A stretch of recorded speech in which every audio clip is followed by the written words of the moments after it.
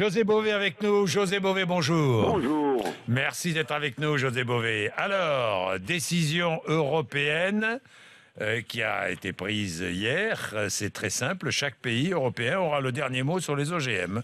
C'est-à-dire que chaque pays pourra dire oui ou non à la culture OGM. C'est cela ?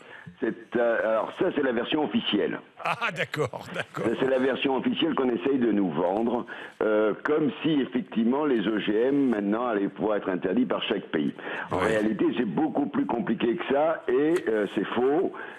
Premièrement, ce qui a été décidé, enfin proposé, parce que le Parlement va devoir voter, le Parlement européen, donc on peut encore changer les choses, c'est qu'on va amoindrir l'expertise pour qu'elle aille beaucoup plus vite. Donc pour que les industriels, quand ils veulent imposer un OGM en Europe, le temps d'expertise soit raccourci. Donc ça, c'est la première chose. Amoindrir l'expertise européenne. Amoindrir l'expertise européenne, première partie. Deuxième partie, une fois que l'expertise est faite et que l'OGM est accepté, les industriels rencontrent les gouvernements de chaque pays. Oui. Ce qui n'était jamais arrivé jusqu'à présent. On ne demande pas à un industriel de venir vous vendre son bazar. C'est un truc incroyable. Donc l'industriel vient vendre sa camelote. Négociation entre le gouvernement et l'industriel. Si le gouvernement dit oui, très bien, il y a des OGM, et personne n'en discute, le Parlement, personne ne discute de ça. S'il dit non, le gouvernement doit ensuite envoyer un courrier à Bruxelles pour dire voilà, pour telle raison, je le refuse.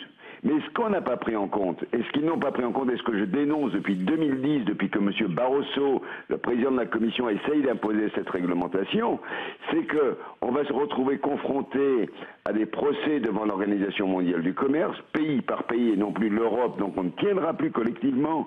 On va se retrouver confronté à des distorsions de concurrence, c'est-à-dire qu'un paysan bio d'un pays où il y a des OGM et d'un pays où il n'y a pas d'OGM, eh bien, vont pas être dans la même situation. Il y en a un qui verra ses produits dégradés, tandis que l'autre pourra continuer à vendre, et donc ils seront en situation tout à fait inégalitaire. Et puis les pollutions entre les régions frontalières, par exemple, elles vont pouvoir se développer. Donc ce que je crains, c'est qu'avec ce qui vient d'être décidé par 26 pays sur 28, il n'y a que le Luxembourg et la Belgique qui ont refusé cette règle, eh bien, c'est l'accélération de l'introduction des OGM en Europe. Pour l'instant, il y a un pays qui les cultive de manière importante, à plus de 100 000 hectares, c'est l'Espagne, et 3 autres pays de manière anecdotique.